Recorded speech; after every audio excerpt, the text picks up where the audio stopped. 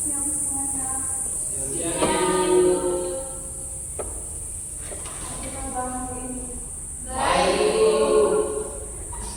Sebelum kita mulai dengan pembelajaran pada hari ini, Ibu minta satu orang untuk memimpin kita dalam doa.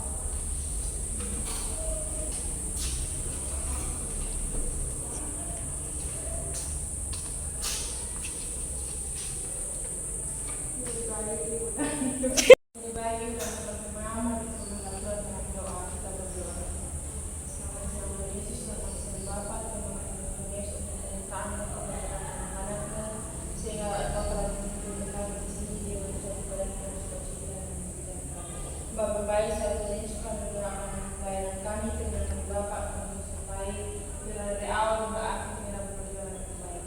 Inilah doa firman kami Tuhan Yesus yang mulia atas segala dosa kami. Dalam namamu kami datang berdoa. Terima kasih. Amin.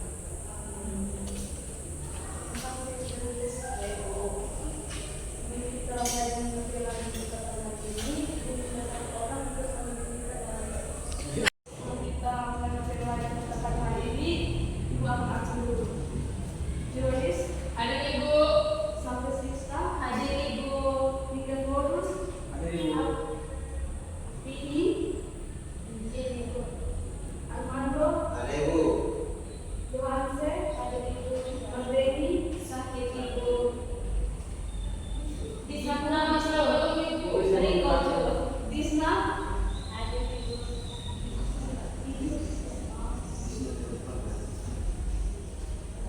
kita akan belajar dengan pembelajaran kita pada hari ini tentang perencanaan karir.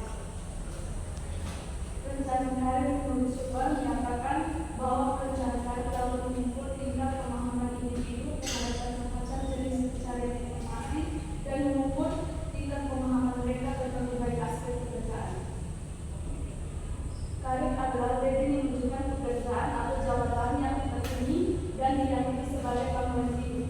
Pemilihan karir jadi memerlukan persiapan perencanaan yang matang yang telah digunakan untuk menunjukkan orang-orang pada masing-masing peranan atau status mereka. Berikutnya kita masuki tujuan perencanaan karir, memperoleh kesadaran dan pemahaman diri. Dalam hal ini, kesadaran dan pemahaman diri merupakan penilaian dari kelebihan dan kelemahan yang dimiliki individu. Langkah ini penting dalam memberikan penilaian yang realistis tentang dirinya sendiri untuk dipergunakan dalam perencanaan karir agar diperoleh arah yang efisien dalam kehidupan. Yang kedua, mencapai kepuasan pribadi melalui karir yang direncanakan terlebih dahulu. Diharapkan individu tersebut akan mendapatkan kepuasan pribadi dari karir yang ditempuhnya dalam kehidupannya. Yang ketiga, mempersiapkan diri untuk memperoleh penempatan dan kebutuhan yang sesuai. Rencana karir ditujukan untuk mempersiapkan penempatan yang memadai dan menghindari penempatan yang tidak diharapkan. Yang keempat, efektivitas usaha dan penggunaan waktu dan untuk memilih secara sistematis sehingga menghindarkan individu dari usaha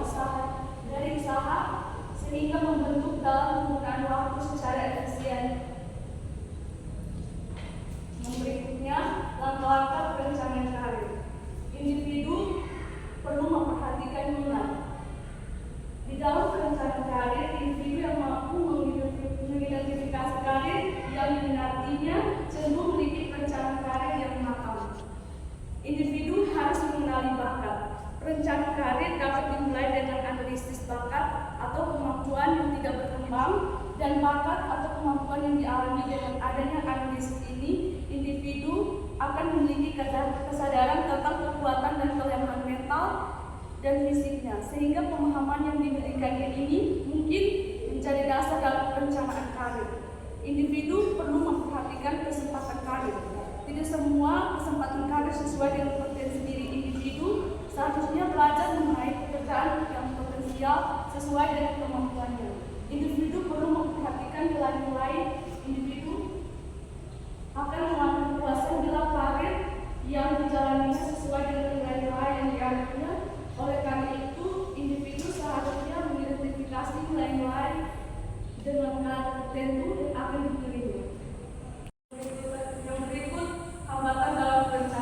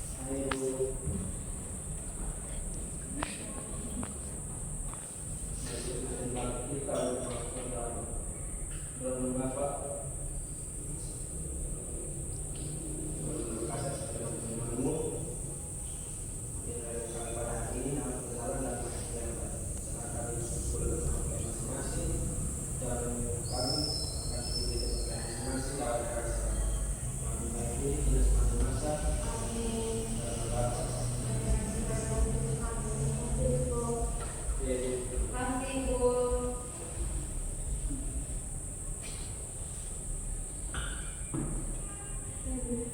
Sekian materi dari Ibu, sampai jumpa minggu depan.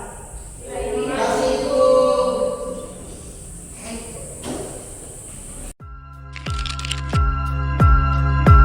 Thank you.